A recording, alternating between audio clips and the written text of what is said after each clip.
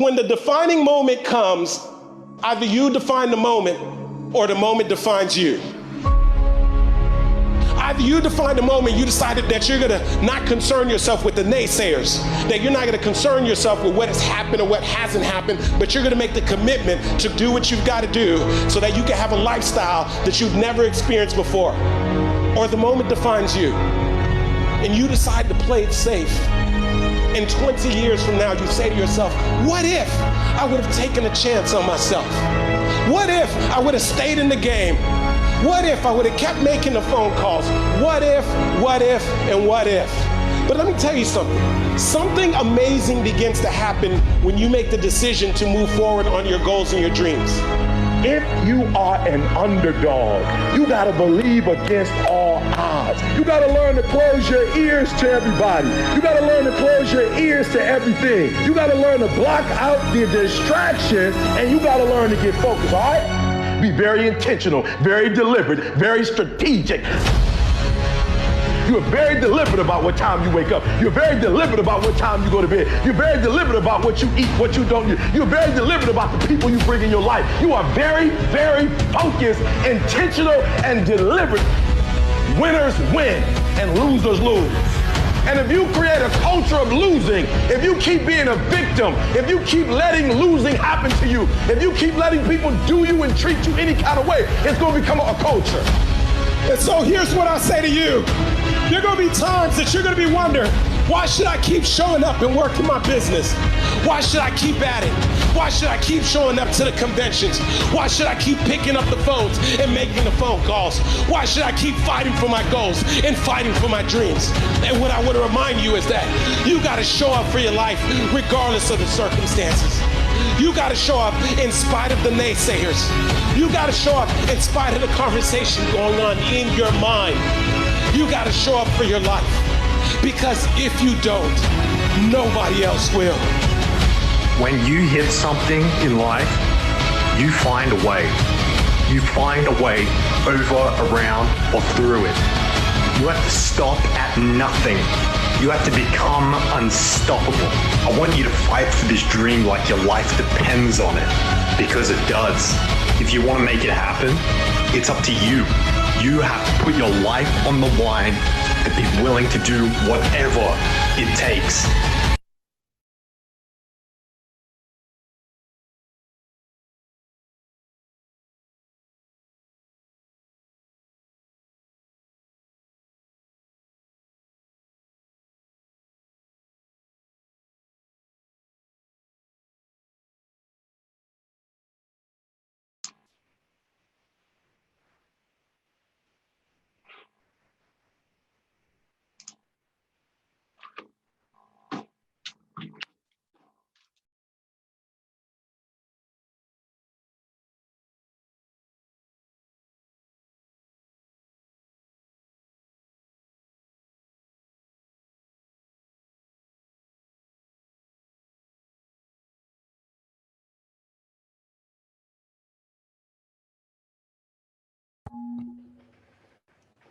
There we go. Hey. Man, I was saying some good stuff right there.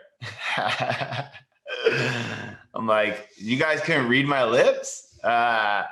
So what I said was I had to do it. I had to put that out there, the motivation stuff. Anyways, today I want to, dang, I gotta get that checklist going on. So I want to answer some questions if you have any about Tribe. I want to work on some businesses. I want to make sure that we're continuing to clarify the niche. Today I just kind of spread out at about an hour to kind of just hang out with you guys, over deliver, answer some questions. I'd love to, if anyone's got any questions specific about Build Your Tribe, I definitely want to make sure I get to those. And if anyone's got any questions about their business, like their niche or what they're working on, or want some feedback about something, I'm here for that as well. So I'm going to give us about an hour. If you're on Facebook and you're tuning in, there is a link for you to join me live for the first time. We haven't obviously been giving that out since we had a VIP kind of upgrade. But if you wanted to experience what that's like to be on Zoom and have an opportunity to get some coaching, just click that link above me right now and you can come join. But what I do want to say is it's weird not having like an actual day. So even though we are here for day number 6, it's not the challenge day. It feels weird. So I want to keep the momentum going. Obviously, I want to keep showing up for you guys, and I appreciate any and all of you who are here right now participating. So let's see if anyone's got any questions first about Tribe. And then as I'm going through this, we'll go from there. But one question I did get from someone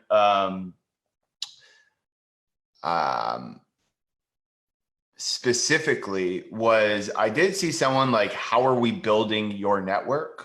And I just want to answer that really quickly. So there's a lot of different ways we build networks. And there's just 3 main categories that we work in. And we're going to show you tactically on all 3 of them. So like, how do I make sure that it's relevant for me? Well, this is how you get visitors, traffic, any way you want. There's always 3 ways that you can do it. One way that we do it is through organic traffic, which means that it's either your time, your energy, or your assistant's time and energy, and you're going out and you're meeting people, you're starting conversations, you're joining groups, you're getting things done to find your target audience. There's the organic way. I know a lot of people who are doing about 2 hours of organic with the way that we'll show you how to do it. And I know some people making anywhere from $30,000 to $50,000 a month with their coaching program, just doing organic traffic, no paid traffic. So you don't necessarily need to pay for traffic to be successful or scale, right? The thing that you need is a process, a system, a way that you can duplicate your efforts with the time and energy of someone else so that they can alleviate you, so that you can, again, delegate and elevate your role. So don't like harp on the strategy of what you're doing. Organic doesn't mean bad. Actually, organic brings you the most qualified people for your business, so making the sales process even easier. So it does take some more time, but based off of one of the bonuses that we're giving you in Tribe, we're making the time for you. We're going to show you how to create at least an extra 10 hours a week in your calendar just by simply proactively planning using my time management system. So I want to answer that. That was organic. There's also paid. This is where you can obviously pay for traffic, and there's ways to do very low cost advertising to just basically amplify your message and get more people into it. And then there is, referral, where we're talking about pockets of your tribe with other people and how to tap into those. So we're going to be talking about those 3 sections and going deeper into that. We're also going to be talking about, where does your tribe live? Like, is it an asset class of your email? Is it going to be your Facebook group? Is it going to be a LinkedIn? Is it going to be, an email list? Is it going to be a database in some way? Is it going to be just like a network of people that you know? A tribe can be in a lot of different things. There's different assets for different purposes. So we'll talk about that. We'll talk about what works for you and your business and how you're going to have the most effectiveness, right? So I want to make sure we're talking about that. And then referrals, like, how do you find the influencers? How do you partner with the influencers? How do you find a network of people to promote you? How do you approach them? How do you talk to them? How do you get them to agree to something to make sure that you can access their tribe? How do you get some media, right? How do you get on podcasts? How do you get on some interviews going, right? So someone named Christy, she joined the VIP. You guys have all seen her. She joined the VIP, I think 2 days in. She joined Build My Tribe, but she actually came from a summit that I was on. So I never met her before. We never promoted, but I did this interview summit. She liked my story. She came over, tried the challenge. She loved the challenge. She joined VIP, loved the VIP, joined Tribe. See how that all works together? So we're going to show you how to do all of this kind of stuff tactically. And that's just build your network, right? And then obviously there's going to be leading your tribe. Like, I think one of the biggest challenges is like, what do I have the tribe? What do I even say to them? How do I keep them engaged? Sue is in my high level coaching, and she had this challenge on our momentum call the other day. And so I went and showed her some posts that I was doing and some things that I'm doing and some basic principles behind it. She went away and did it right away because she was like, my group isn't interacting with me. All I'm doing is posting, but no one's saying anything. I was like, try these few things. She went and tried it. 20 comments right away. People thanking her, like all this different stuff right away.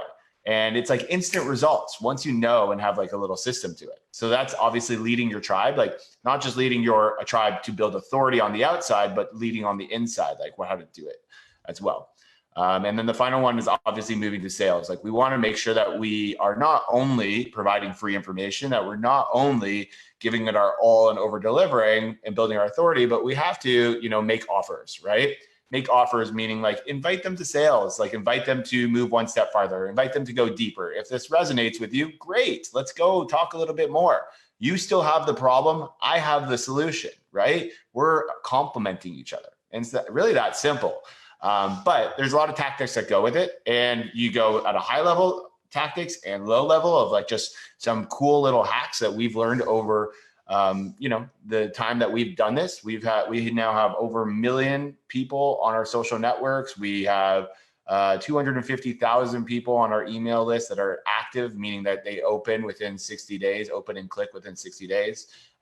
We've generated millions of leads. Last week alone, we generated 11,000 leads in 1 week.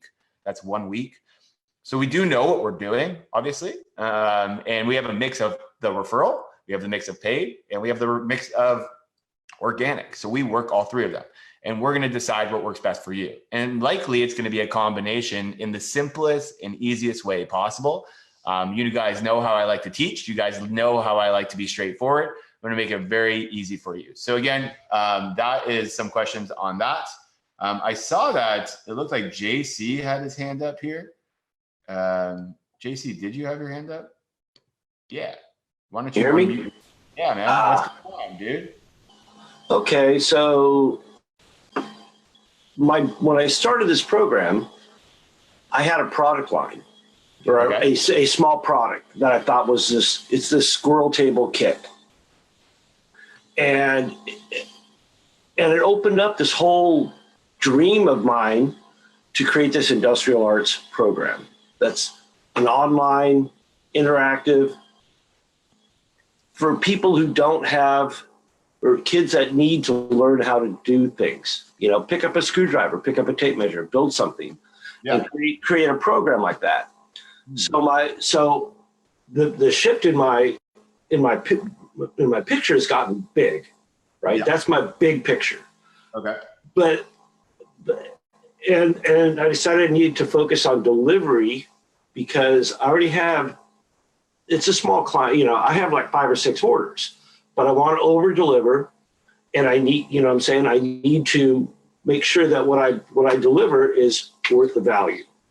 Right. So should I be focusing? I know you talked about focus small. You know what I'm saying? So where think big, but your actions should be small and doable, right? So keep going. So I set my goals of my 90-day goals of 50 sales, create a media buzz. Yeah. And enhance my marketing plan. Okay. And so my marketing plan's kind of taken this whole new, and the more I talk to people and the more I, watch you guys and listen to what the tribe's doing, I'm like, okay, so what it's kind of become, or what it, the big picture is, I need to market to the Boy Scouts, the Girl Scouts, homeschooling groups. City colleges have kids programs. City rec departments have kids programs. That's like a bigger picture. But I also want to, I know that, the sales you talked about, dollars per, either 1,000 sales at $100 or 100 sales at $1,000. Right. So how do I balance that, and which, I mean, Yeah. I need the direction here, right? Yeah. So it's a good lesson, and it's based off of the make sales part. Okay. So let me so everyone could see this. Let me take my time to just get on here really fast. I wasn't expecting really to, but I think it will be valuable if I use the iPad. Love your charts. Okay, cool. Yeah.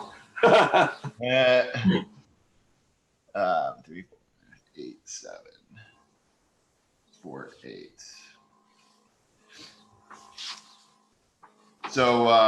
So basically, when you're thinking about this, you want to think about like, yeah, it would obviously what I did it is as an illustration of, hey, you don't need to sell $37 stuff. Like that shouldn't be your backbone of your business, right? Your business doesn't need to be $37 products, right?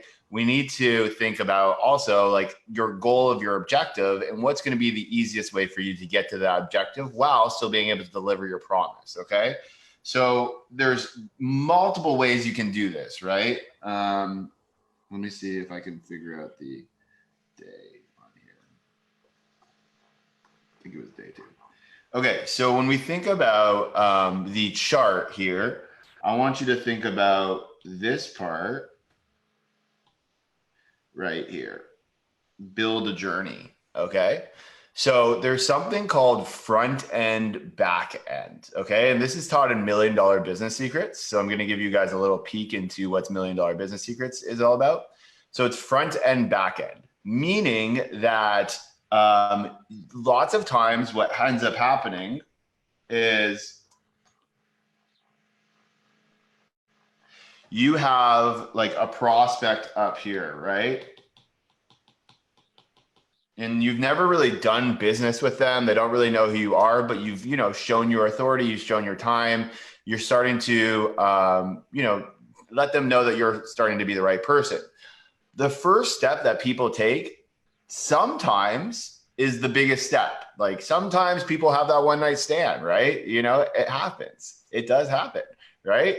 But most of the time, people go on a first date, right? Most of the people, when you're thinking about romantic, they have a first date, they have a nice time, they have a first date. So sometimes it's better to lead with the first date material, right? So you wouldn't be talking about marriage on your first date with someone, right? You wouldn't be talking about, having kids necessarily, unless you really want to go down that hole. But you wouldn't really want to go to that with your first date. So lots of times your front end is like your first date, which basically just means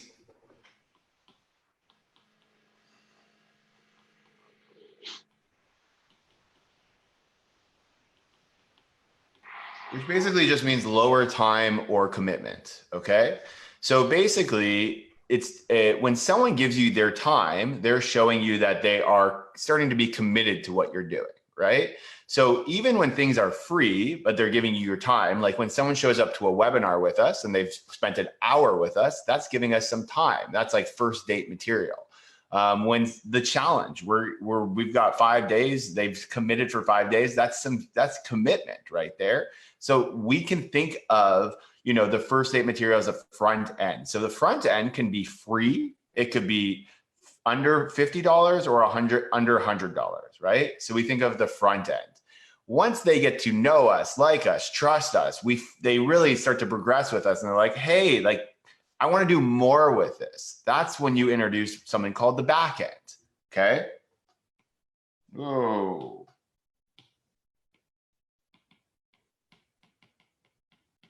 Okay. So the back end, and that's just like where your higher price stuff, your more premium stuff is. That's where you like, where I would say like, now you're like a serious boyfriend or girlfriend, like you're in an exclusive relationship now. Like they are committed to you, you're committed to them. It's more of like a back end. Like you are now taking them really deeper into getting results in whatever way you want. If you're teaching them certain stuff, maybe it's more hand holding, maybe it's more delivery. Maybe your front end where you're teaching your kids how to do the woodworking or artwork is, do it yourself. type stuff, and you give them the directions. But your back end is, hey, I'm going to actually do this with you for an hour a week so that we can actually build this together. Do you see the difference there, John?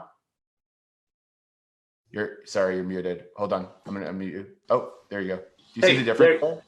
Oh yeah, that's totally, I mean, that totally clarifies it, because, you know, like my front end would be this table. The back end is this program of, we're going to build all these projects together and you're going to learn these skills. Does that sound right? Yeah, basically. So like front end is like, get a little taste of what it's like. Back end is like, let's go deeper together, right? Uh-oh, who froze?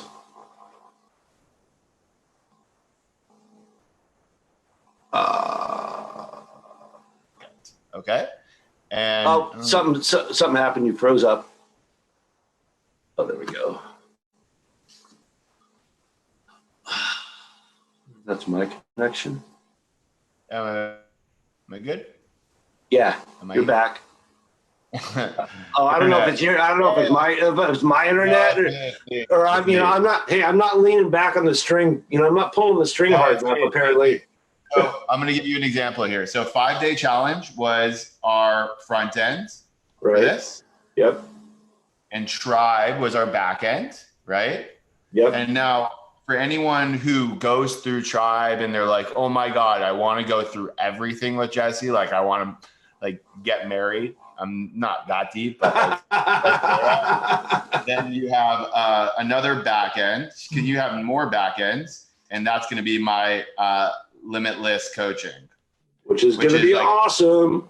Yeah, which is like, you know, the highest level coaching that I offer, right? So like now you can see that I have like a little bit of a customer journey and a funnel that people are going to go through. Now, for people who go through, now I'm not offering limitless coaching to people before they go through the challenge. And some people who've gone through the challenge have asked to skip this part, right? And they want to go to this part. And that's fine because that's going to happen. But I'm not offering that like up front. They are just ready to do it, right? And that's going to be the same with you. Some people are going to want to escalate much quicker. They're going to want to go faster because some people's personalities are just like that. They just want to, you know, they're ready to make changes now. They want the highest level now. They're a premium person now.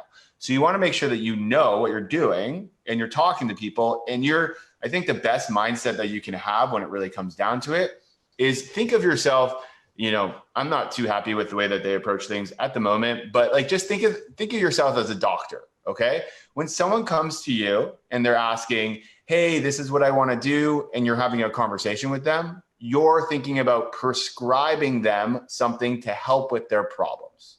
I think that's the easiest way to put it, is like you need to be the doctor and prescribe the solution, right? Oh, these are the symptoms you're having. Here are what I believe are the best solutions for you, right?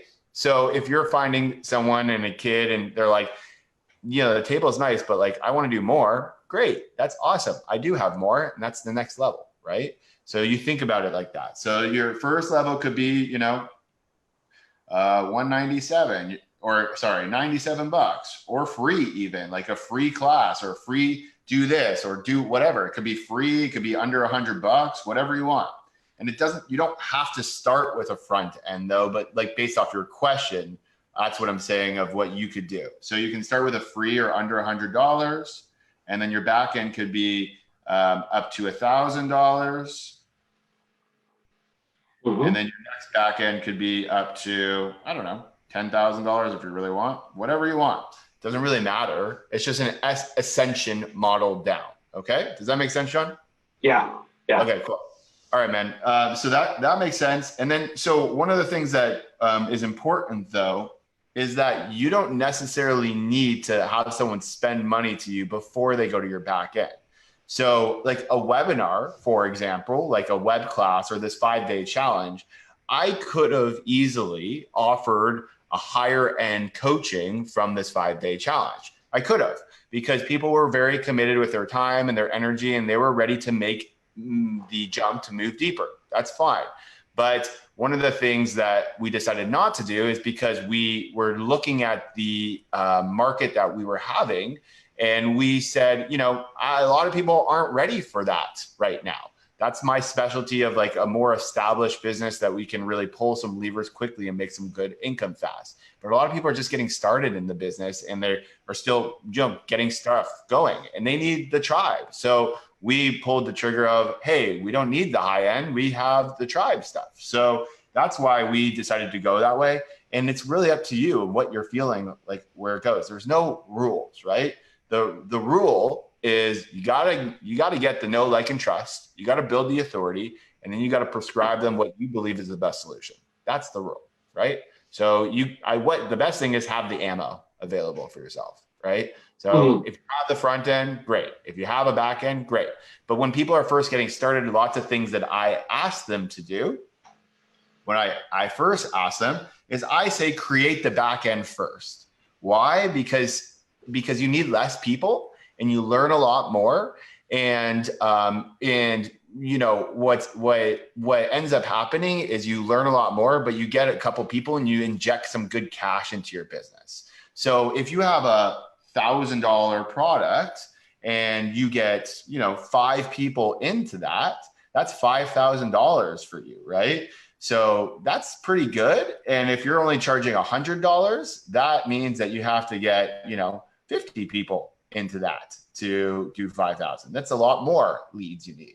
So it may be an easier sale, maybe not. It might not. It depends on what you're building your tribe with, your authority. How are you demonstrating your confidence and your authority to helping the solution? Also, how bad do these people want it, right? If people are ready to move now, then they want it. If they're not ready to commit, they don't really want it. Maybe they're not your client right now.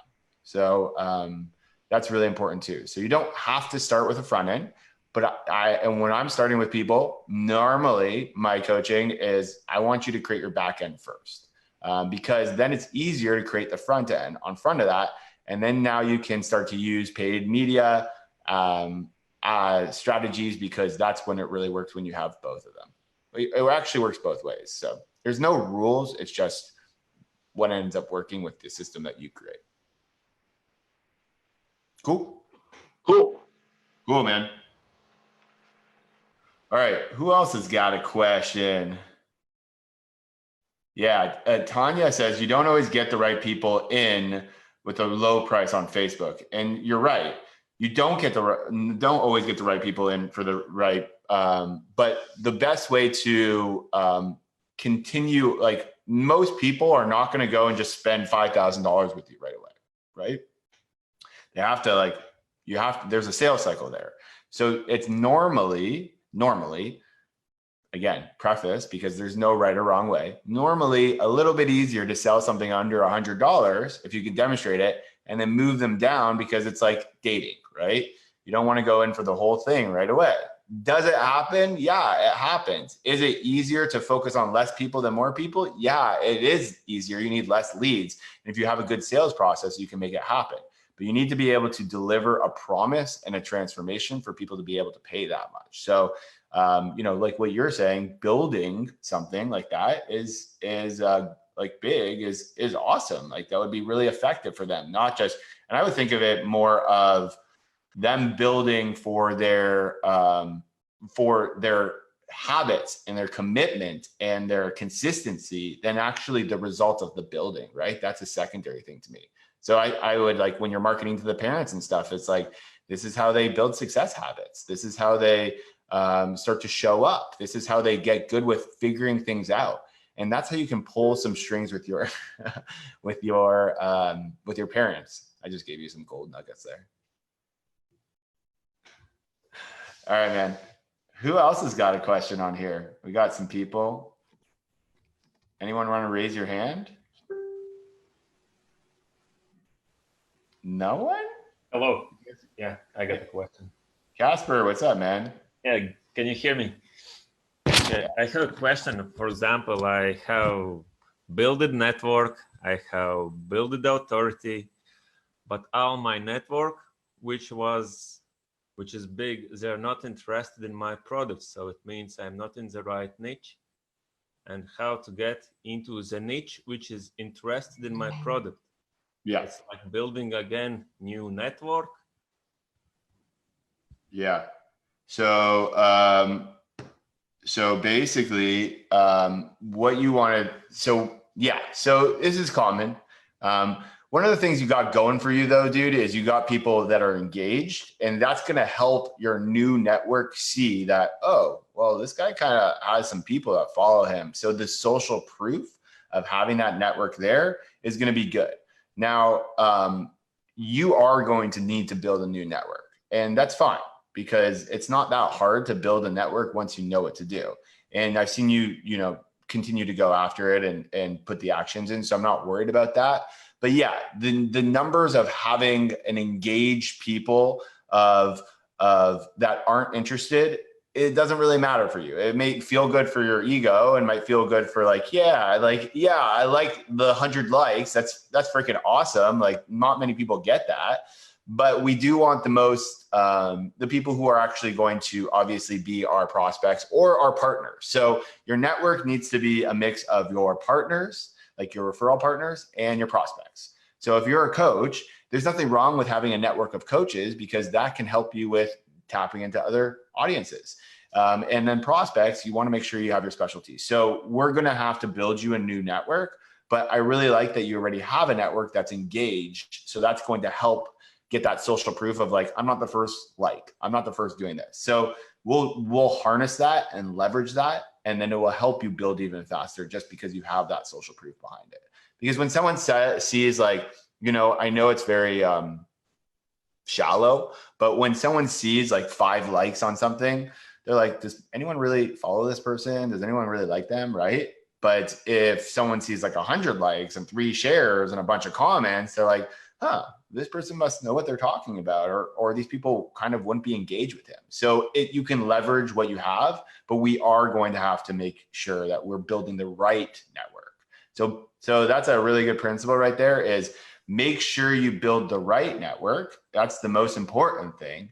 And that's really going to help you, obviously, you know, move them to sales and have the conversions and conversations and stuff like that.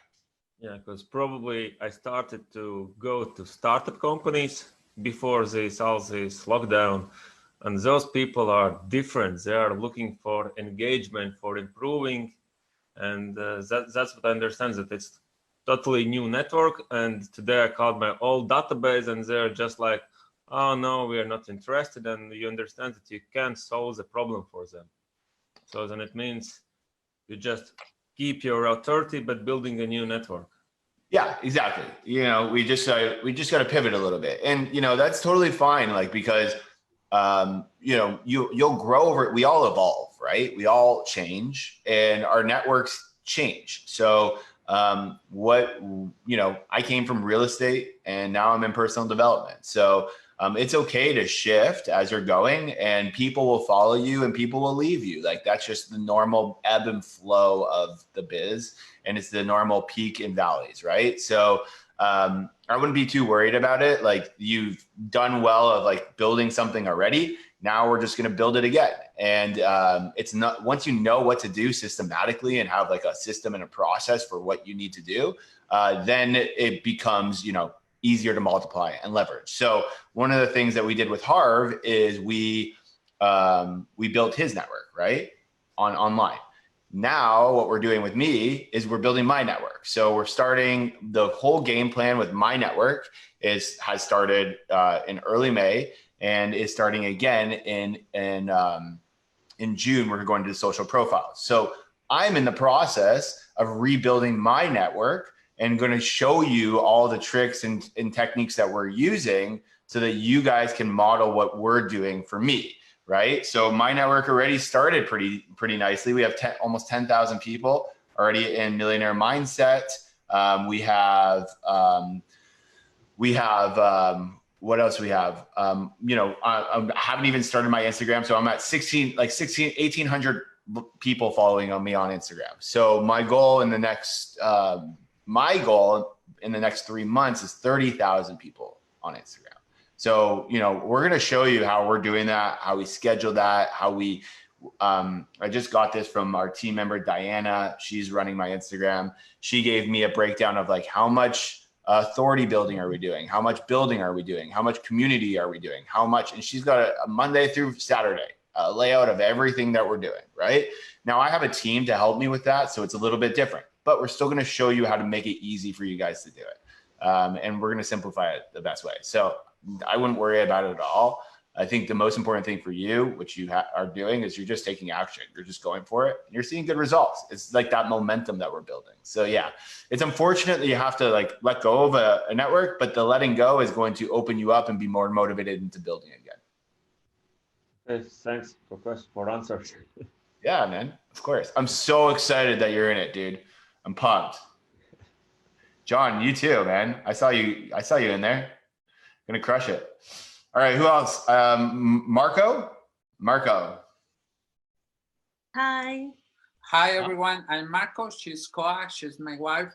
And we have a design and communication agency from business to business. Okay. And we have, our question is, you suggest to us is to be a specialist, and we agree. However, our impression is that clients are looking for comprehensive agencies that includes a wide range of solutions from that single provider. How can we attract our niche with our specialty if they are looking for such agencies? Yes, it seems that we fall short on the solution for them. That's the impression. We have 7 years on the market, and that's a common answer that, okay, you just only do editorial tools like presentations, but you don't solve the social media for me. You don't do web design. So we prefer to go to another person that give us all of that. Okay. So there's a couple of things that you can do. One is have the people that you are approaching, they ever signed up with an agency that does it all? Yes. Oh, yeah. And have they ever noticed that there's problems with agencies that say they do it all? I guess so, but they express that they prefer to work with only one person and don't have different providers, so they can be more efficient in time and in money. Okay. All right. So here's another way of thinking about it then for you guys. So if you want to open up your specialties and do more as an agency style, then the way that you niche down is the type of person that you specifically help. So for example, we're a web agency that only helps dentists. We're only dentists. That's the only people we work with. So you only approach dentists. We're a web agency that only works with real estate agents, right? So that's the way that you specialize if people are giving you a hard time. Because I understand, like for us, when we do paid media, right? Like paid advertising, and everyone's a Facebook advertising specialist, right? Everyone's Facebook. But there's also YouTube and Google, and there's also all this stuff. And one of the things that I've been fed up with is, well, I want someone who does it all because like I'm tired of splitting our budget and it's hard to allocate. And then now I have to work with different people. So it's like not that good. So what we did is we found this awesome company, and they are doing Facebook, but they're also do Google. And like, so basically, but they specialize in thought leaders. Okay. So they specialize in working with people like myself and Harv. That's their specialty, but they do more networks. Do you see how that makes sense? So your specialty is picking the demographic or the person that you're working with or the expert you're working with. It's not working with everyone, but you're doing more things for them. So you can do social media, you can do web, you can do your presentations, but you only specialize in one person because now you can do, so the reason you want to do that is because you can now systemize the results you get and then duplicate it in an easier fashion. So if you know what real estates are doing, then great. Now you're going to know what the real estates are doing. You're going to be able to be like, for this real estate agent, I was able to do this. For this real estate agent, I was able to do this. Do you want to do it if you're a real estate? So that's what I'm saying is the best opportunity for you at that market. So with your services, you know, I get it. Like business owners don't want to work with a bunch of different people. I totally understand that. So if people are giving you that objection, then you might want to think about expanding your services to what you are capable of doing. Make sure you're not specializing in something that you can't do. Like don't overdo it, but you can start to niche down based off of the person you're helping. Does that help you guys? Oh, yeah, good. Okay, cool. All right, let's go with Christy, and then Lisa could go after. Hey, Jesse. Hi. So here's my question. If you're talking about niching down, yeah, and in the VIP, we niched me down like all the way. But here's my question. If you're just launching your business and you need cash flow quickly, should I not niche as deep at this point and then maybe further niche down in 6 months? Or no, you should niche down more. The most you niche down, the more premium you could charge, right? So again, like we want to stay strong with our niche. More people are going to be attracted to you because you can connect with them. So the way that it works is that you have to niche down to connect with the right people. If you're saying, if I said to you, you want to make more money, like you'd be like, well, what do you do? Right? Like, how are you going to make more money for me? And so the way that you want to think about this is you have to continue to be the go-to person and speak directly to your market. So making money is great, but what if I can show you how to get your first $1,000 paying client? Would that be more interested to you? Well, if I want to get a client for $1,000, I would definitely sign up with that more than make more money. It's way more specialty to me.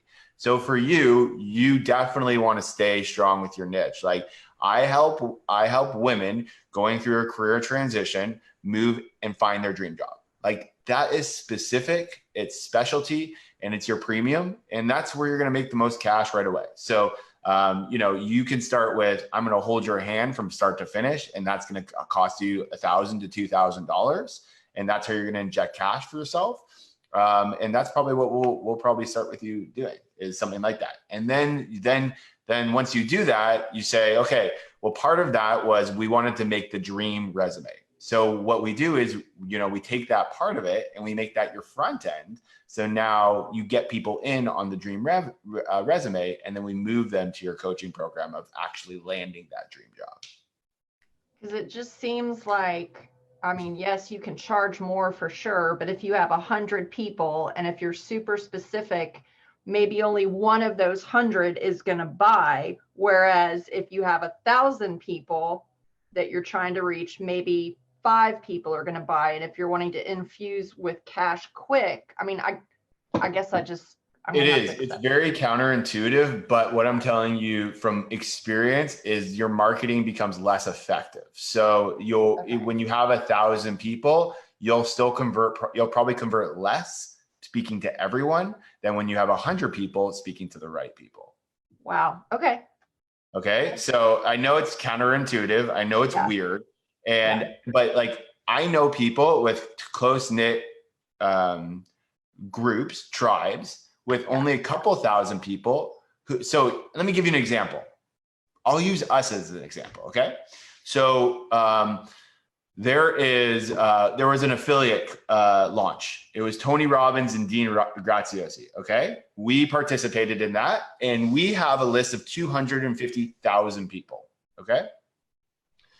So we have a list of 250,000 people. One of the people we were competing against was this guy. There was a couple of them, but a couple of them were really small influencers in their space. One was an Instagram person. One was this girl named, had a really strong podcast. His name was JD, John Lee Dumas. And another one was this company, Screw to 9 to 5. They only have 10,000 people on their list. They crushed us. How is that possible? Yeah. Right. How is that possible? Well, it's because they are speaking to the right people. The way that they did it was they positioned themselves as the right people to help them win that opportunity. So when they put themselves in front of them, they knew what they were doing. They have a strong following. They have a really strong influence on their tribe. So for us, we have a very general market. Okay. And I'm only using this as my own experience because this has been a challenge for us. We have people coming from, they are still employees wanting to become a business owner. They're a new business owner. And then they've been in business for a while and they want to, they want to figure out how to make their business better. All three of them are going through different stages in life. So when we talk to these people, it's not talking directly to one person. It's hard to connect with someone. So I would rather have 50,000 people that are fully connected to exactly what we're doing. Like, let's just say, I would rather have 50,000 people who are interested in tribe than 250,000 people who are interested in building business or something like that. I don't know. Just like, because it's specific. I'm solving their specific problem and the conversion is going to be much stronger. So the more specific you are, the conversion's better. The number doesn't mean anything. It's what you convert it at. So, let's try the niche for you and show you how strong it will be. And I guarantee you your niche is not that small. We'll show you how to make your niche nice and large for you. Okay. Thank you. Yeah. Okay. So Lisa. Hi, Jesse. Hey. Hi, everybody. First time here. I have a really, I have a really good problem to solve. That day that I did my vulnerable share and then did my offer at 10:30 p.m. Yeah. I have someone who's interested and she's serious. She reached out to me and she's like, how much is it? I want to do this. This is exactly what I've been looking for. I love it. I love it. Yeah. Isn't that crazy? So she's in another, I'm like, oh shit. I didn't even set a price. I just did the offer. Yeah. So she's in another country. And I guess my question is, how do I price this thing? I have sat with it and I felt with it. I communicated back with her and because of the time zone, but I see she messaged me again today. So it's a serious, Yeah. So I don't necessarily know what you are charging. Do you want to tell me? I mean, what you're doing? Yeah, it's a 2.5 day. It was the 2.5 day write a book. Okay. Write a book weekend. And I have a 1 week before, it's a game plan consult up to 30 minutes. And then I offered a post weekend developmental edit, which can be kind of a big job. I was like, I don't know if I should offer that, but I was practicing. So no, it's you can always go back to. Okay. And the other thing is the other part of the question is I had also offered a Facebook, tribe and live, which I don't have a tribe with it yet, but all the better for her. I mean, if she gets one-on-one with me, so. Yeah. So I think the biggest way to look at things, there's a lot of different ways for pricing. Sometimes you go off gut, like what do I feel comfortable with? Like how much is my time? If I'm using my time, like how much is my time worth? So sometimes you can just do a simple math where it says, how much money do I make in a year? And then, break it down by hour. So how much per hour do I make? And if I'm using my time, then that's kind of like, how many hours am I going to put into this to do that? That's one way of doing it, especially if it's one-on-one. So you're looking for like your actual hourly rate, right? So that's a way of doing that to come up with a price. Another way is looking at the market. So like what other people are charging. So that's another great way of looking at it is I don't like to underprice things because then you're working on price alone versus value. So I would look at the market, like what people are charging, and are you going to be more of a premium service than what they're doing, or like the market tells you kind of like where you're looking at.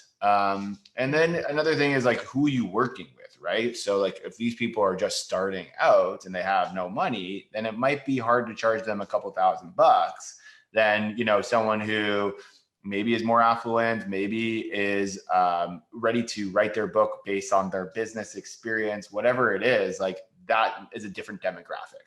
So depending on the starting point and where they are in their journey can help with the pricing. So again, is this your premium service? Like, is this your back end? And if it is, then, you know, you might think about, okay, well, back ends usually are $1,000+ dollars. I like to look at it like that.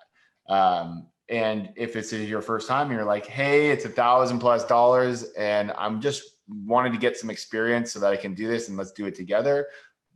I'll do it for $500 just to try it. That sounds really cheap though for what you're doing. So like, I really probably wouldn't do that. And I don't like getting in habits of doing that. Like even with pilot programs for my coaching program, I didn't charge anything less. It was just the benefit is what you got was more time with me, right? So I gave you more work. I gave you more my time. I gave you more, you're doing stuff live with me versus recorded. So it's like, I think, you know, one of the most powerful things is to stand in your power and to like, just do like what you would normally feel comfortable doing. So if you want to charge $2,000, then stand in your power, $2,000 or 4 payments of $250 or something like that. Or like, sorry, 8 payments of $250. So again, it just really depends on what you feel like. But again, look at the market. That's the biggest thing. Market is going to help at least give you a starting point to what you're doing. So if you're writing a book, my buddy runs this company called selfpublishing.com, Chandler Bolts. I know that they charge, let's see, they just emailed me. They charge, what was his name, Pedro? So they charge, I believe, 2 quick questions. They charge for doing their package deal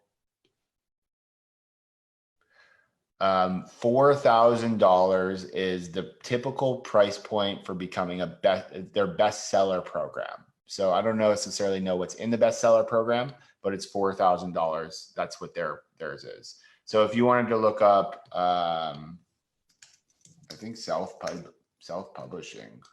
Yeah, that probably includes like that probably includes layout and publishing.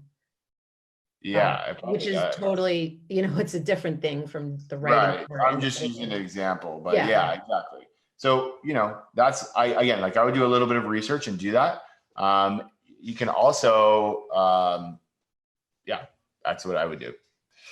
That's kind of like, I know it's a very abstract and not probably the answer that you're really looking for, but I don't want to tell you a price because I'm just not knowledgeable in the industry. So like when I look at pricing for us, we start with what other people are offering, where the market really is, what people would pay for it, and then also what's the ROI someone's going to get. So, you know, what do they get as far as the cost that they put in, what are they getting in return, right?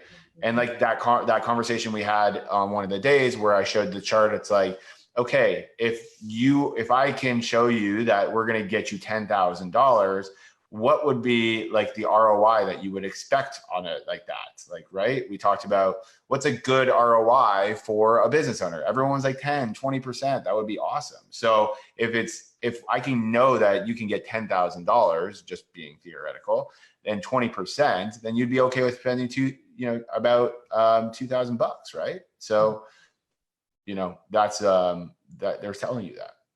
I think the biggest thing for me with this is it's the pricing, but it's also the mind, because it's the first time I'm doing it, you know? So I'm like, I have that, like, I want to do a really good job, which is a good thing. That's where that perfectionism comes from. But it's just like, can I do it? Can I do this well? Yeah.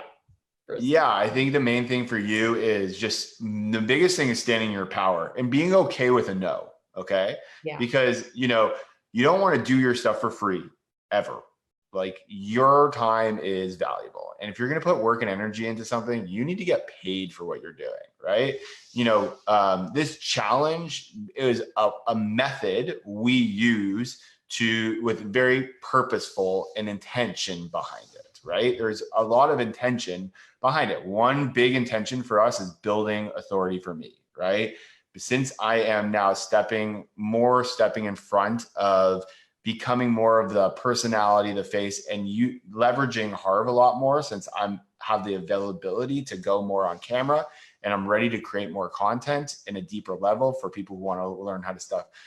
Building authority is important. So this is the quickest and fastest way we know how with our audience to do that and showcase what I can do, right? So there's intention behind it, and there's a process that we knew we were going to move people in so that we would, make it up on the back end. So I just don't want you to put yourself in a situation where you feel like I shouldn't have done that, right? So feel good about it. If you have a price and you're like, this feels good, like I would totally do this, then do that and go with that, because you're kind of creative, obviously, and you have a gut. And so you say to yourself, like, go to your eucalyptus tree and ask, yeah, does 1997 feel good to me? Yeah, it feels really good. Does 1,000 feel good to me? Yeah, it feels good. Does 500 feel good to me? No, it really feels like I'm underpaid there. So again, you can use that. But again, start with the market and then start to use your gut feeling based off of the market. What I'm saying is don't undercut your value. Absolutely. Okay. Awesome. Thank you. Okay. Yeah. And what the best thing here is that you've proved that there's a market for this. So who cares if you really get the yes or no at the moment? Now it's about practicing and starting to hone in the process of like, okay, so, one of the ways that you should talk to her about is like, what do you want? How are we going to do this? And start to build the desire with her even more, so that when the price comes, she's like, let's do it. Right. Right. So your goal is build that desire. Okay. Awesome. Okay. Thanks, Jesse. So that they take the action. Right. Okay, cool. I see 2 hands raised. Tracy, what's going on? Unmute. Izzy, you want to unmute? Good. Hey, how are you? Good. How are you? Good. I just wanted to make a statement because validating this process that we're going through, because I came in, I know of you because of Harv. I've taken a lot of his classes and everything, and watching you all of a sudden start to send the emails, and all of a sudden your name was on things, and I was like, what's going on? Where's Harv? And then having you be so upfront in the beginning that, you were worried about the credibility and having to step in and take over. It made me feel like, oh my gosh, I'm not alone in that feeling. And then you just hit it on the nose again, because I've taken a lot of the Harv's classes, but I just don't have the tribe, And so I guess I just wanted to say it's making so much sense. All the things that you've been saying, and it's been fun to watch the process actually, and go through it as a consumer, to all of a sudden be sitting here with you and feeling like you have credibility with me and you have built that. And so I'm like, okay, so I just got to do that. I just have to, because it's like, I have the program, I built it a long time ago, but I don't have, so I have this amazing thing. Yeah.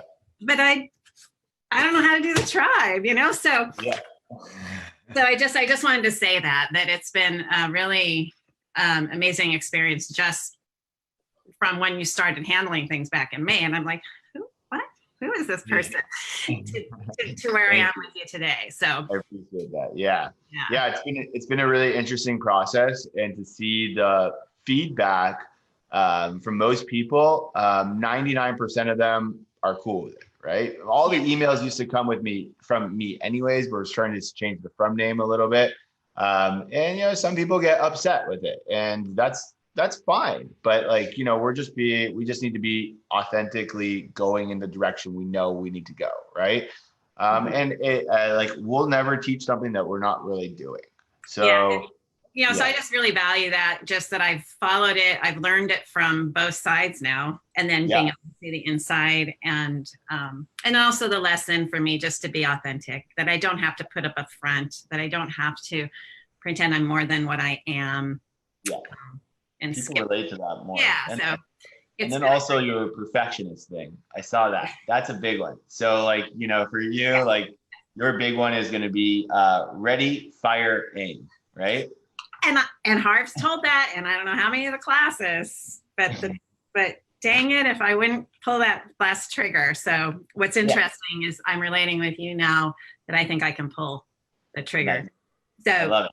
just Yay. maybe I can say that to everybody. You know, if we're afraid to pull the trigger, we just got to pull it.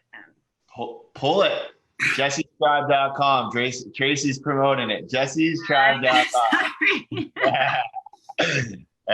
Thank you, Tracy. That's all I wanted to say. Appreciate that. Okay, cool. I think is it Amanda? Yeah. Yes, it's Amanda. What's up, Amanda? Hey. Okay, so my question is, since I haven't really wrote my book yet, I've just been, writing over the years, random things. And I joined the, what's it called? The tribe thing yesterday. Am I getting ahead of myself? Because I'm kind of feeling like I'm taking in a lot of information. I'm like, this is kind of stuff I need to wait till I even publish a book. I don't know. Yeah, so I'm actually going to dispel something that you shouldn't publish a book unless you have a program that that book leads into.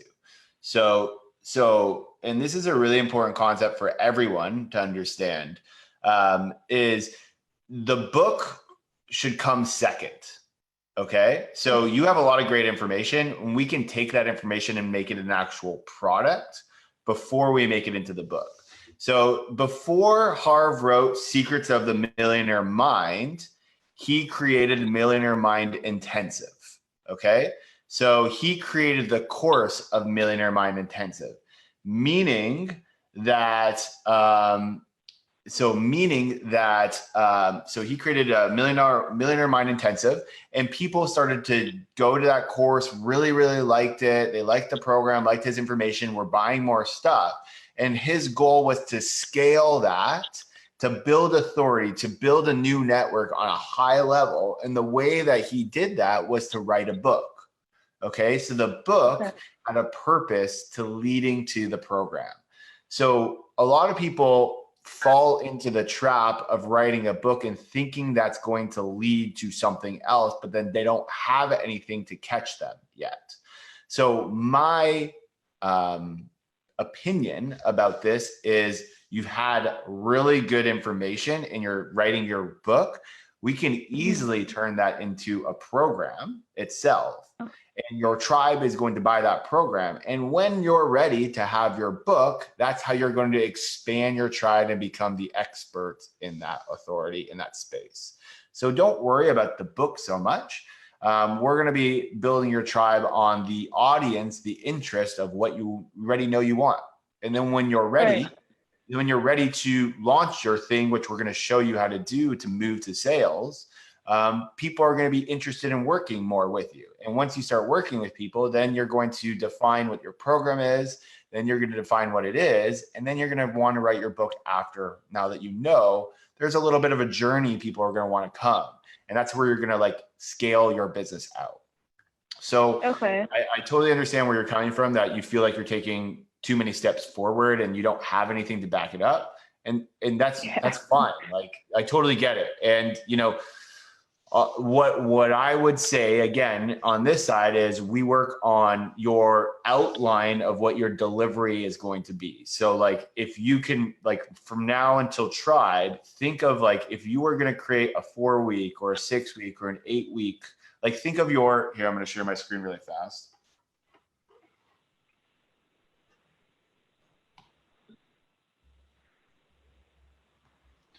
So for your delivery, it's really simple. All you need to do is think about the problem that they're having right now. Remember? Okay. The solution that you're giving them. What's the first step solution? What's what part of what's the solution you're giving them? And then what are the steps that's going to get them to the solution? And how many steps is that going to take? So step 1 is this. Step 2, 3, 4. Okay, there's 5 steps, meaning that, okay, I have 5 steps to give them a solution. And that is what we call, obviously, the gap. But that's also going to be your delivery promise, right? Okay, because I kind of was, oh, sorry. Yeah. So think about like what we just did. So we have problem is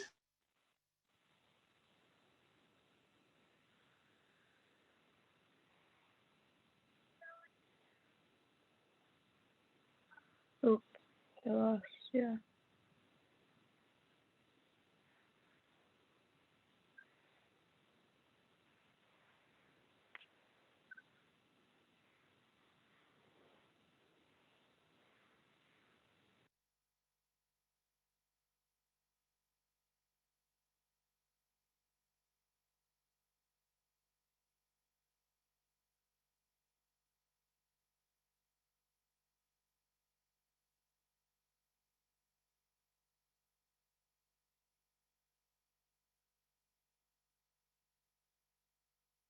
am I back?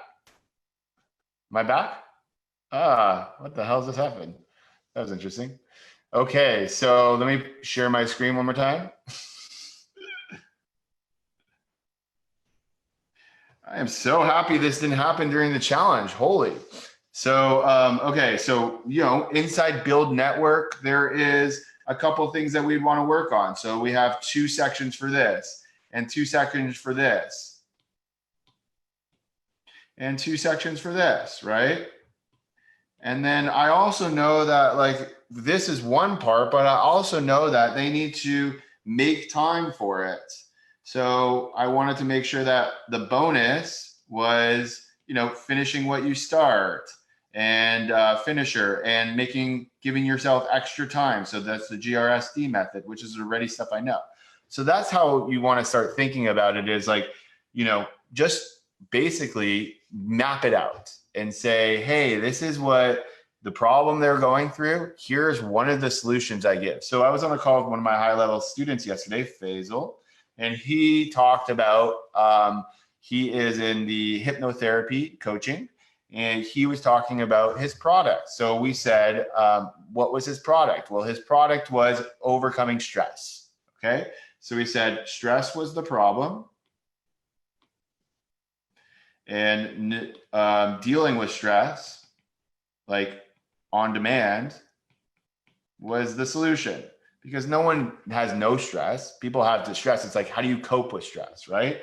So we said, okay, how many steps is there to deal with this? And he said, well, there is understanding your state. Then there was breathing. Then there was fear. And then it was going, and then it was living, right? How do I live with stress? Live with stress. And that's his product, right? In these are details. You know the details of already what it is. So basically you're just coming up with categories of major categories of like what it is, all right? I'm gonna over deliver for you guys right now, okay? So the easy way that you can do this, I can't stop. So the easy way that you can do this is here's the result they want, and just come up with all the different things that are going to give them the result, and then categorize all the same things, and then say that's this category. So if I put all of those together, what is the category? Now, this one. Okay, that's category number 2. Then this one. So Amanda, what I want you to do is do something like that. Your result, like what's the problem you're solving? Start to write everything, like go crazy, and then start to categorize it. And then you'll start to see a little bit of an outline of a program forming. And once you have the outline of the program, you're going to feel much better about where you're going to move your tribe to. And then once you move your tribe to them, you're going to be able to help some of these people, which is going to ultimately help you finish your book and then scale your business. Does that make sense, Amanda? Where are you? I think you're muted right now. Where are you at? Did I lose you? Oh, hey, there you are. Does it make sense? Yes. You get that? I started writing like just things I was gonna put in the book, like a problem and then a solution. So I don't know. I guess I'm just. What is my result? Shoot, I don't know. Well, what are they overcoming? So I help people overcome this, or I help people get this result, or what's your niche? I help. Probably feeling accepted, I would say. Is that your niche though? Is it feeling accepted your niche? What's your niche? Isn't it something with trauma? Yeah. Like overcoming a traumatic brain injury? Is that okay? too So that's broad? your niche, right? So how I help people who've dealt with a traumatic brain injury do what? What results do you want them to have? Live a normal life, have a fulfilled life, get a working job that, increase their IQ. What is the thing that you're helping them specifically do? And think about yourself. What have you done? Like what experiences, accomplishments, things have you done that you feel like you can show someone else how to also do? So if you've had a traumatic brain injury, what are the accomplishments or things that you feel like you can show someone to deal with the traumatic brain injury, to overcome it, to get some sort of little promise or result or something that they are going to be like, this is what I want.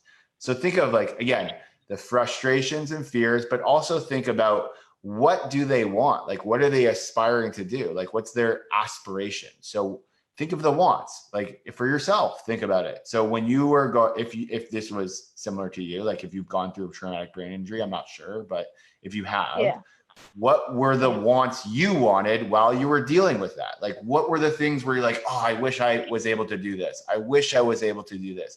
This is so frustrating that I can't do this. Is it going to be like this for the rest of my life? I just went through frustrations, wants, and fears with you. And that's how we're going to talk to your tribe about. And that's what you're going to help them overcome. So think of what they want. Like, what did you want?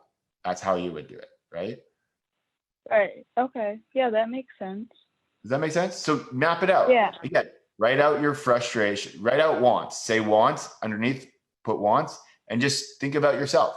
What did you want while you were dealing with this? Like, what did you truly want deep down? Like, what made you emotional? What made you feel like, what was it like that was really frustrating for you? But what else, what did you want in your life on a good level? Like, did you want consistency? Did you want progress? Did you want people to make you feel like, things were all normal again? Did you want your memory to come back? What were those benefits that you were trying to come up with during this time that you now were able to achieve? So now I'm able to retain this information. Now I'm able to teach people to do this. Now my memory is back to normal. And this is what I'm going to show you how to do in my program. Okay. So I mean, I know you could say, yeah, or no, you didn't anyways, but I don't know. Like, so I didn't mess up by being a part of the program. I'm not going to get ahead of myself. I'm kind of going to learn. You're going to learn. It's going to be helpful for you no matter what. Yeah. It's going to be helpful for you. The most important thing is we're at least going to build like-minded people for you to learn from. So that's, if all else fails and we don't have a program for you, that's fine. Remember the process that we just went through, the 5-day challenge. So we did have a program we were going to offer at the end of the 5 days. But based off of some things that I was teaching and some things that happened, and then some responses that we were getting, the overwhelming amount of people really wanted to work on their leads. We didn't think about that when we first came into that, but the tribe spoke, right? Like the survivor, the tribe has spoken, right? The tribe spoke. The tribe spoke, and they told us like they want more leads. So what we did was we created more leads for them, right? So that's exactly the strategy. Like now that you have the people to talk to, everyone's always like, well, what do I create? I don't know what to create. Well, if you don't have a tribe, you don't know what to create. So what at least building a tribe is going to do is it's going to give you the group of people to talk to lead, to figure out what they want, so that you can get creative and figure that out. Awesome. All right. Thank you. You're so welcome. I'm so pumped for you. Very excited. Yay. Yeah. All right. Tracy, you had your hand up again? What's going on here? All right, what's that? Yeah, I do have a question. So Okay. again, my perfectionist paralysis. I actually have a book. It's with a joint author, and I just received the final PDF version of it just now. And I know I've done all this backwards. I built an online course. So the book leads the online course. And so I did market research about 1.5 years ago for confused and frustrated dieters. Okay. So my thought is, all of a sudden I'm like, okay, I could publish this book, but now I'm thinking I need to wait.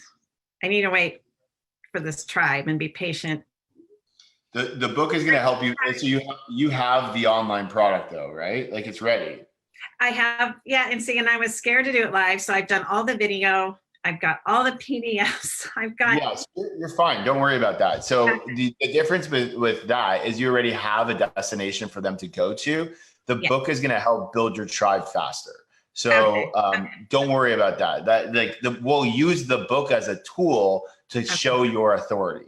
So I'm going to show you how you're going to build your authority because you have the book already, and you already have the online program. Now, if you didn't have the online program, so like one of my high level, again, I just like to talk about my students, Tom. He is in the real estate game, and he was like, well, I have my book for my front end. And I was like, well, what's your back end? And he was like, I don't have one. I was like, we need your back end first and then launch your book, because that's going to explode your back end. So we don't want you to explode and then have nothing to talk to them, because people are going to want to work with you. So once they say, holy crap, this is great information, how do I get more? And there's no place to get more, you're screwed, right? So now that there's a place to get more, it's a good situation that you have it. There's nothing wrong with it. So so it's good that you haven't launched it yet. Now it's perfect time.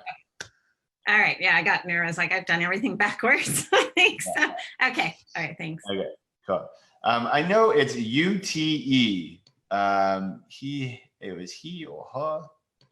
I don't know if you're on here anymore. Yeah, her. There you go. Hi. What's UTE stand for? Oh, unmute. Hold on. Unmute. Izzy, can you unmute? UTE. Hold on. There you go. Hi. What's it stand for? Ute. Oh. That's a German name. Ute. Yes. Okay, I'm going to do my best. Ute. I love it. Hi. All right, tell me your question. Yeah. What's going on? Yesterday I tried 3 hours to make a video for my niche and also for my program or my offer. And I was so frustrated because my niche is not so clear. I'm an art therapist and I'm working with kids and teens. And the most of them, they are depressed or sad, the kids. Okay. And parents are struggled with them. They want to make them more happy. And then I tried, I thought about it to make them more resilient and make an online course. But I don't know if it's really a good or a closed niche, or should I go deeper inside of that?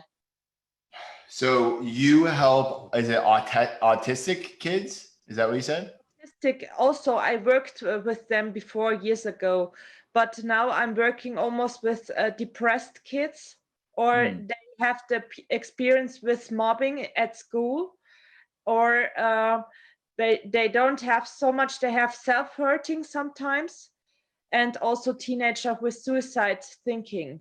Wow. Yeah, I thought maybe it's good to have a program to make them more resilient, to get them to make wait a minute, for the, I don't know the English word for the self-value, or it's yeah, okay. And then it's the next thing. When I make the offer, should I make them, should I go to the parents and talk to them or to the teens? Yeah. So when you're talking to kids, most likely you have to market to the parents, right? Because they're the ones who are actually going to make the buying decision. And most of the kids aren't going to be like, hey, mom and dad, can you buy this for me? Like they're not going to do that, right? So you have, yeah, it's not like a toy where you can market to them and be like, oh, this is the coolest toy, and like, you know, get the influencers to do that. That's not your case. You have to speak to the parents. So your marketing needs to be like, is your kid acting like this?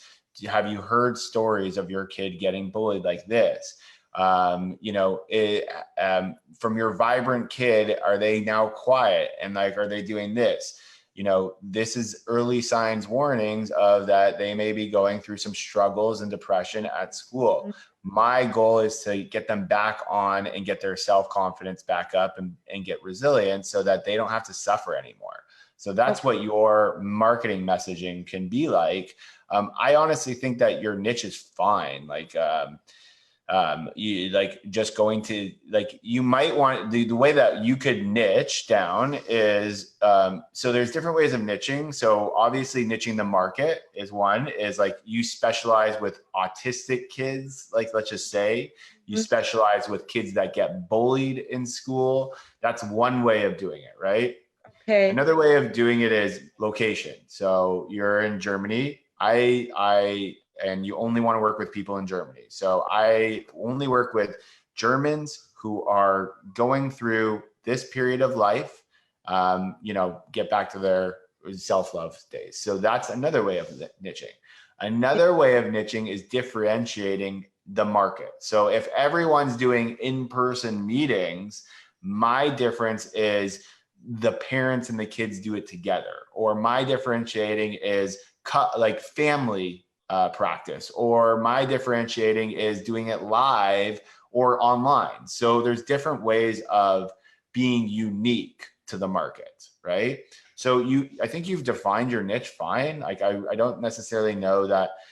The only thing I would think about is pick one stage to focus on, to specialize in, and you'll have overflow of people coming to you because they'll hear about you and they're like, can you help my kid? And that's fine. But you're still you need to identify your ideal target person that you can get the best results. So if they're in high school and they're between the age of 13 and 15, that is my sweet spot. Okay. That's the person I help because they normally are going through this and they're normally experiencing this and they're normally doing this. So when you're marketing to the parent, you're saying, you know, your kid's entering into a very delicate place. And you may seen some changes in the last 6 months because they have been going through this. So now you can speak directly to the stage that they're in and you can make that connection versus like being so broad and like, you know, just being general about it. You know what I mean? So like once you specialize and niche down, it's so much easier to speak to it directly where they are. And now, like, how many 13 to 15-year-old kids are there in Germany? There's a lot of them, right? Like, and how many people struggle in high school? All of them, right? There's like 90% of them. So like, you don't have to worry about niching down because what's going to happen is once you start to specialize and get results, more people are going to refer to you, but then other people in other markets are going to come to you anyways, and you can help them, but that's not your marketing. Your marketing is speaking directly. So first of all, you prove the process with speaking directly to one market. And then once you feel like, hey, I'm killing it, I'm ready to go, I want to expand my marketing. So then I open a new product line or a new specialty and I say, I'm only dealing with autistic kids that are in this. And now you have two specialties. And now you have two different ways of doing it. But this first way, you've systemized, you've duplicated, and you're expanded. You're like, okay, this is kind of the biggest I can go with this. Now I'm ready to replace myself here and move on to the next one. So first you build it, systemize it, grow it, and then you say, okay, I'm ready to go to my next specialty, okay? Or you also think about, you start working with these people and you're like, hey, I don't know, I don't really like necessarily working with this group. I'm gonna go to this one. It's totally cool. A niche, picking the wrong niche is better than picking no niche because you learn so much, right? There's going to be so much going from there. Thank you, Jesse, so much. Thank Was you. that helpful? Of course, that's cool. Yeah. Okay, cool. Hopefully I see you and build my tribe. I would love to have you. Thank you. Okay, cool. Everyone who's watching, remember the website is Jesse's, JESSES, tribe, TRIBE.com. We made it nice and easy for spelling for myself so that I would get it. Can't spell my name wrong too often. JessesTribe.com. Please note that by tomorrow, that is going to be done. How much free content do you need to give out before making an offer? Maria, it doesn't matter how much free content. It matters about the like a little win you're getting them. So, you know, it's basically getting them to identify that they need you to help them. So whatever that means is that's what it's going to take. So it can be a 5-minute conversation of free information. Yeah, that can, because if you're good at conversating with people, that's maybe all it takes. Is it an hour webinar? Yeah. Is it a 5-day challenge? Sure. There's no right or wrong way, right? There's no right or wrong way to do it. It's just what you're trying to get them to do is to become now aware of the problems they're having and that they now see you as a person who can solve their problems. So whatever the information is to do that, and you don't have to give away free information. There's no one saying that you do, but it's an easy medium for you to do that, for you to be able to reach more people so that people can test you out, right? It's like thinking about getting samples of something. If you're giving a sample of a food in Costco, or if you get samples of like lotion or perfume, you're much more likely to buy it because you've sampled it than just like trying to buy it off the shelf, right? So think of it like that. Then like a spray of a perfume takes 2 seconds. I smelled it, smells good. I want to buy it. So there's no definition of how much or how little. It's got to be purposeful. There needs to be an intention to it. So the intention is to give them a small win, a result in advance, right? So, or get them to believe in themselves that they can do it and that you're the right person for them to be able to solve their problems. Off topic, on day 4, I signed up for the Secrets of Multimillionaire after offer on day 5, wondering if it would be better fit for me at this point. It depends on your objectives. So both are super awesome and both are very different, right? So the Secrets of the Multimillionaire Trainer is going to be more about running an event and learning how to create your content, create the actual promise, the delivery. It's your talk, right? The promise of that is create your 30-minute talk by the end of it and show people how to make an offer on stage. Build Your Tribe is going to be more specifically to building your network, building your authority with specific ways that we're going to show you for posting and talking, and then moving people to the sales process. And that's going to be more Build Your Tribe. So it just depends on your objective. Do you want to work on more of getting your leads and building your tribe, or do you want to work on more on your sales process and your delivery process? That's kind of the best way I think to put it. Both of them are going to be useful, and that's why we have both of them. So hopefully that is a little bit helpful. I don't know necessarily if one's going to be better or another for you. I think both of them are going to be awesome. It just depends on what you're feeling at this specific moment with your objectives. Again, the 90-day objectives. My question is, what do you recommend our advertising costs should be on a daily basis? We are targeting people from around the world. So, advertising, I've always had, if I'm in growth mode, my marketing budget for growth mode is 20% of projected revenue. Okay. So if we're projecting to make $300,000, then my marketing budget is going to be, with advertising agency spend, about $60,000. That's growth mode. That's the safest way that I think. And that is going to be something where you're not going crazy and you're not like undergoing.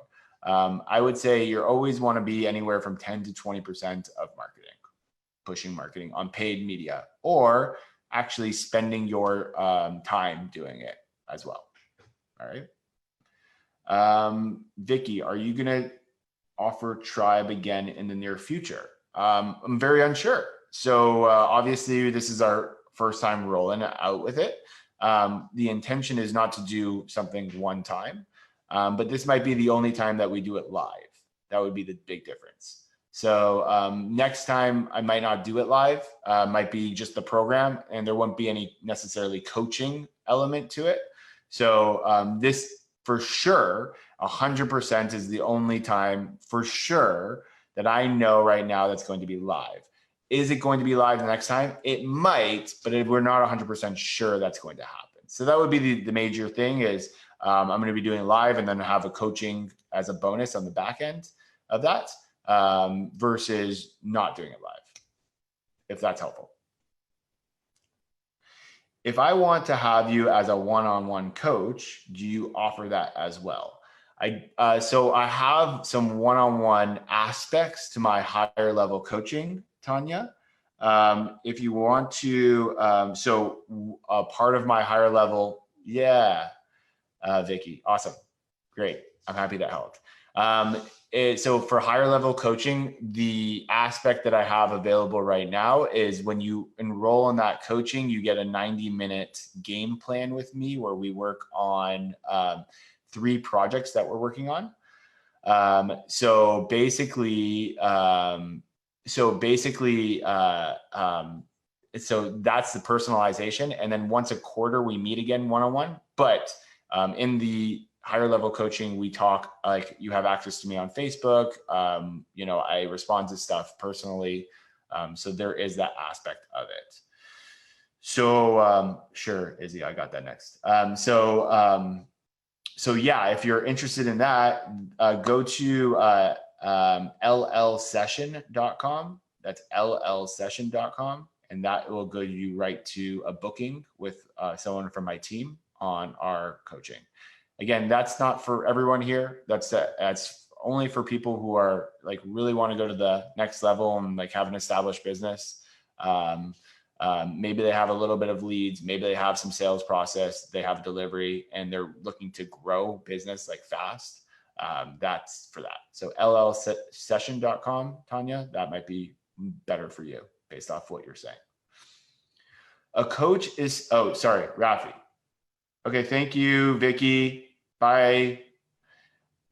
Before everyone goes, tomorrow at 11 a.m. Pacific, there's a huge surprise. Tomorrow, 11 a.m. Pacific, there's a huge surprise. I'm bringing on a very, very, very special guest that is going to rock the house. I'm going to make an announcement again. Very excited. 11 a.m. tomorrow Pacific time. Get your stuff ready. Okay, so Rafi had a question. Hello, Jesse. What's up, man? Hi. I have a question that I want to build a tribe that help people that they feel stuck in their 9-to-5 job, and they don't have the courage to get out of their comfort zone and then pursue their dream. And but the problem is I'm in the same situation as them, so I'm not sure with my situation here I can build the authority to help them out or not. And should I like get some achievement first and then I can sell them the course, or I can just like work out together with them and then just teach them what I already know? Yeah. So that's a good question. Two things. So I never want you to be inauthentic with what you're doing. So I would never want you to say, "Hey, I'm going to show you how to leave your 9 to 5." I'm getting some feedback. Yes. Where am I getting that from? Izzy, you got me? Okay. So Rafi, I just muted you. We muted you for a second. So we'll open you back up when we're ready. Okay. So you never want to be inauthentic. So if you have not achieved the results you wanted yet, then you shouldn't promise the result yet. Okay. So like the authenticity is going to help. So the other way of doing this, if you haven't achieved the result, is I'm on the journey with you. Okay. It's called I'm on the journey with you, meaning my goal in the next 90 days is to leave my 9 to 5 job. And I'm going to be trying all these different things to start a business, find a business, validate a business. And here are the steps that I've already researched and things that I'm going to do. And I've already done all of that work for us. I haven't achieved the goal, but I want to do it with a certain amount of people who are also interested in that. So if you are interested in joining me on this journey and you want to tap into the notes and research and things that I've already paid for, that I'm going to give you access to that. And then we're going to do it together and I'm going to lead us through the process. And we're going to test this out together and we're going to learn together as it. So it's almost like you're doing a little bit more of I almost want to say a little bit more of like a mastermind in a way where you're getting a group of like-minded people with a similar wants a similar outcome, and you're all kind of in the same boat together, and you're like the facilitator, right? It doesn't mean that you're more experienced than them, but you're facilitating the direction. So I'm starting a group. To be part of this group, it costs $97 or $197 or whatever your price, okay, to be part of the group. Now, if I'm going to be part of the group, here's some of the benefits you get from being part of the group. One, I've spent $5,000 on teaching and training of how to leave a 9 to 5. Okay. You get access to that. Two, I'm going to hold weekly meetings on Zoom and facilitate what I'm trying, what the best move for us to do, actions for us to take, and then feedback mechanisms so that we can see where we want to move forward. And three, I'm going to do X, Y, and Z, right? Once a month, we're going to come together. We're going to bring on a special guest that I'm going to find that's going to give us an opportunity to move out of the 9 to 5. And I'm going to find that person. I'm going to bring it on. So that's so much value, right, dude? Like you're like basically like, you're not promising them anything. You're going through it with them. You're not inauthentic, but you're using your motivation and your inspiration to help other people get the same thing. And then it's like, now they're relating to you because they're like, well, this guy is like, not like, yeah, would it be great to get with someone who obviously has the result I'm looking for? Of course. But there's a lot of people that connect really deeply with people who are at the same level as them, right? And they're like, so I wouldn't charge a premium because you don't know what it is, but I would definitely charge your worth of putting it together. Like you're basically facilitating a conversation or a meetup. Like let's say it's a 4-week facilitation or a 90-day facilitation where every week you're going to help people progress yourself, moving them to there, right? So I think that would be pretty a decent opportunity for you. Is that helpful? You're unmuted. Thanks, Jesse. Yeah, it's very clear. So my another question is before that they are willing to pay me for the 97 bucks for the group. So how can I create the lead for people to like, okay, this guy is I will give him money and then go into the mastermind group together. So you have to build your network. You have to build your authority. No.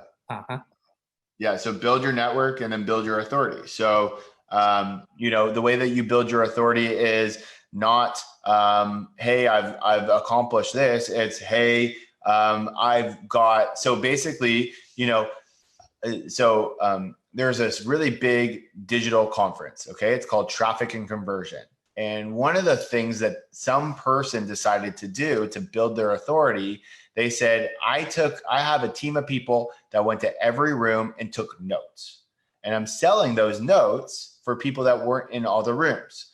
So similar to you, like they're not promising anything. They're just saying, you guys are busy. You're working your 9-to-5 job. I don't want to take you away from that. What I'm promising to do is I'm going to work past the 9-to-5 job and do the grunt work so that we have a little bit of a process and map for us to follow, so that when we start to do the group together, you know what you're doing versus trying to figure it out yourself. It's a big distinction there, right? So again, you're doing the legwork for them. You're putting the labor in for them. You're spending the money in for them so that they can access what you've done and gotten and what you're absorbing as experimental, versus them having to, instead of them having to obviously do it themselves, right?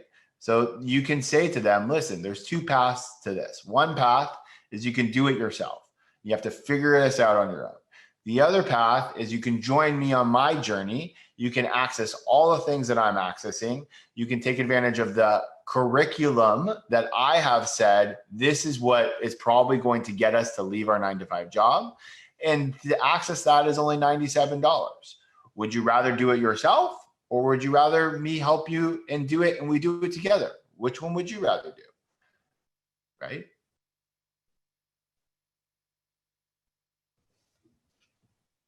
Cool. Yeah.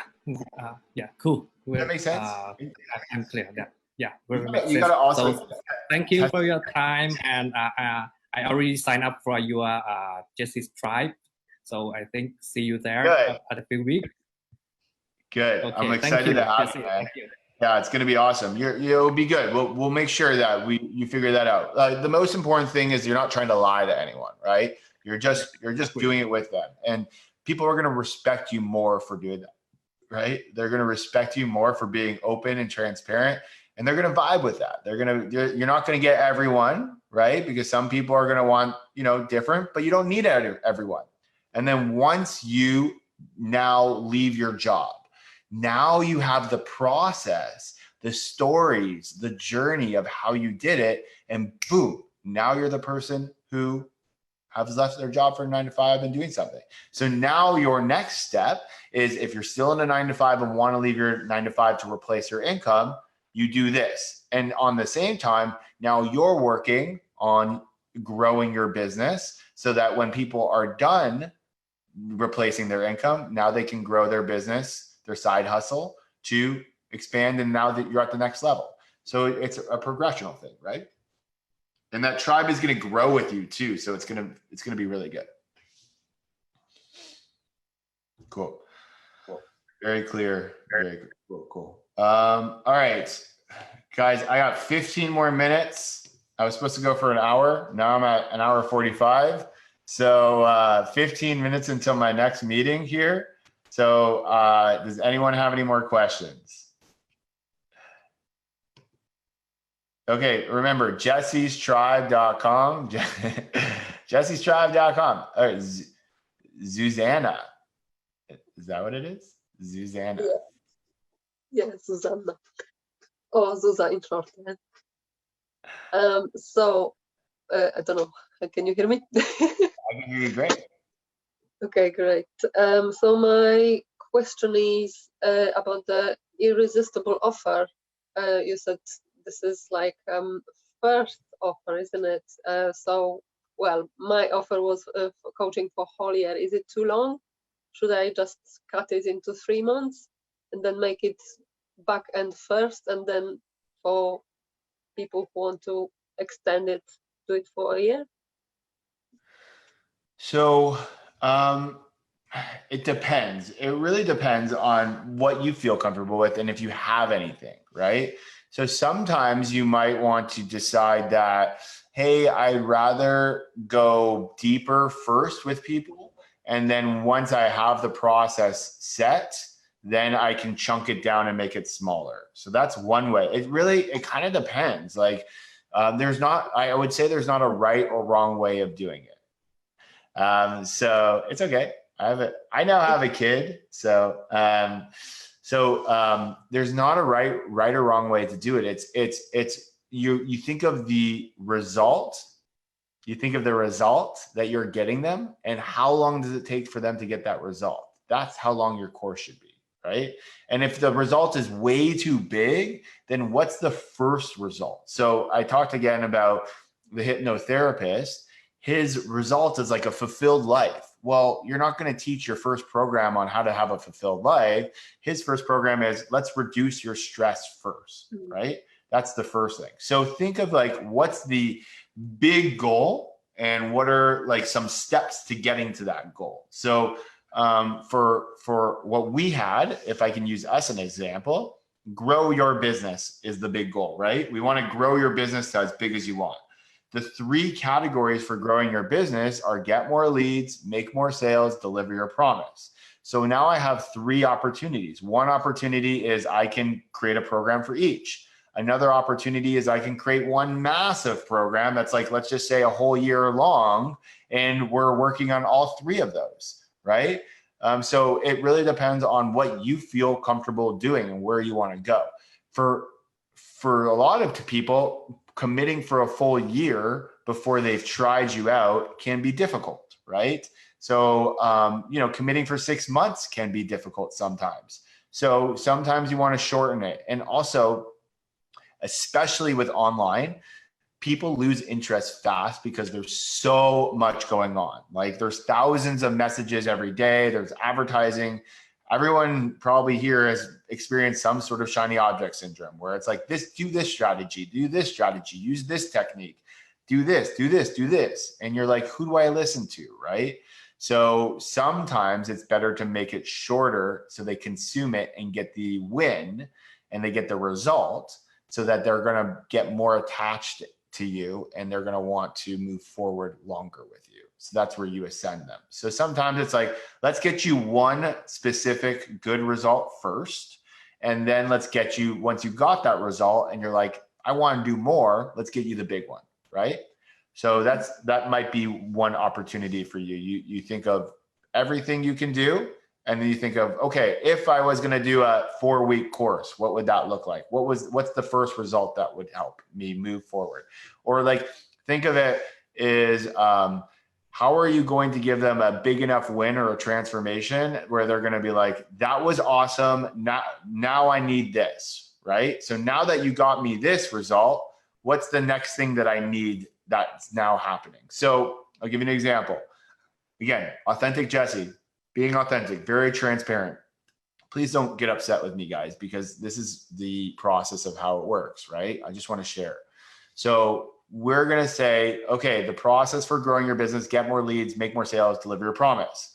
We're not giving you all 3 of those things, right? So now that you have get your leads and we give you that result to get your leads, you're going to say, okay, well, what do I do on the sales side? What do I do on the delivery side?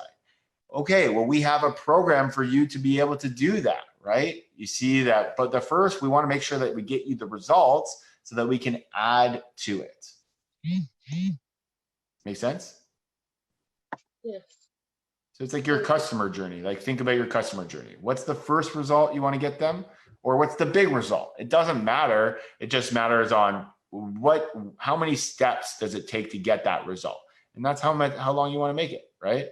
You don't want to make it longer just to make it longer. No one cares about that. Like I don't look at value for 3 months or 6 months. I look at what's the promise you're giving me and what's the result I'm achieving.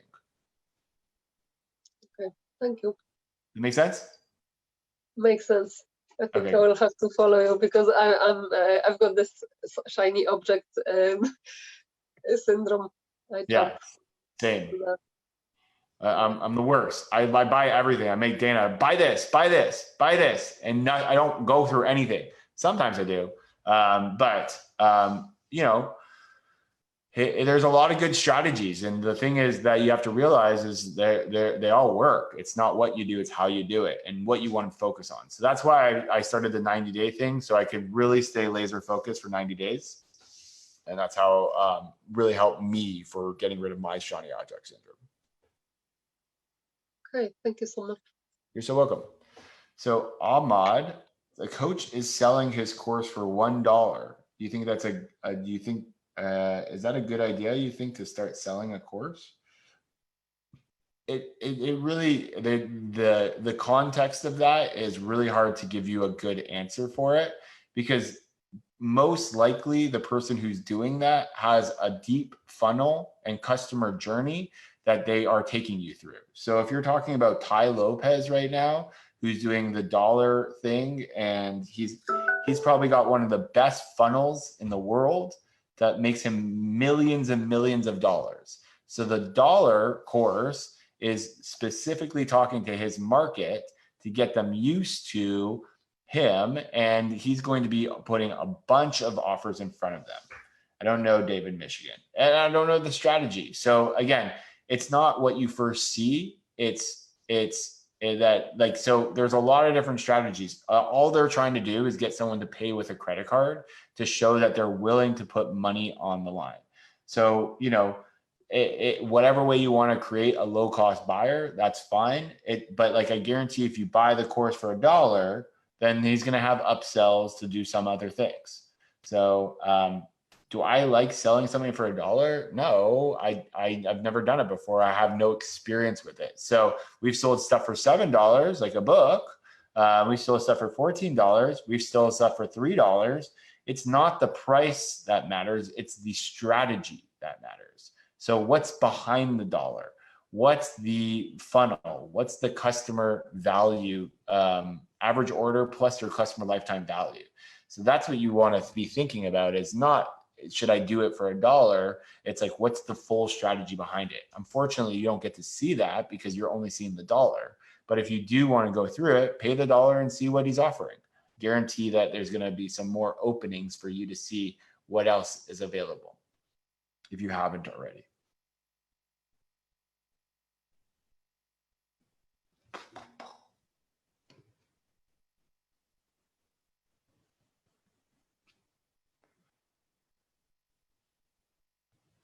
Okay. Anyone else? All right, y'all. Thank you so much for jumping on. I appreciate you guys being here. Tomorrow, 11 a.m. Pacific, I've got a very special guest to rock the house. We don't even need the pump up video for this special guest. So pumped up himself. Oh, or herself, or themselves, whoever he is, whoever she is. All right, you guys are awesome. Thank you for being here. A lot of great questions. Hopefully I was clarifying stuff. Remember, jessestribe.com if you're interested in moving to the next level with me, and building that, getting that lead flow going in, building that tribe, understanding how to do authority, creating a systematic approach and a formula for building your tribe and being able to do that on an ongoing basis. We're obviously going to show you how we use certain campaigns to move people to a sales process so that you can pre-sell something. That's available till Friday. The fast action's done. No more fast actions anymore. But the bonuses themselves are great, and the price of the program is amazing as well. The cost of the program. Anyways, talk to you guys soon. You guys are awesome. Appreciate your willingness to show up and be transparent and ask good questions. Have a great rest of your day, and talk to you soon. Bye for all.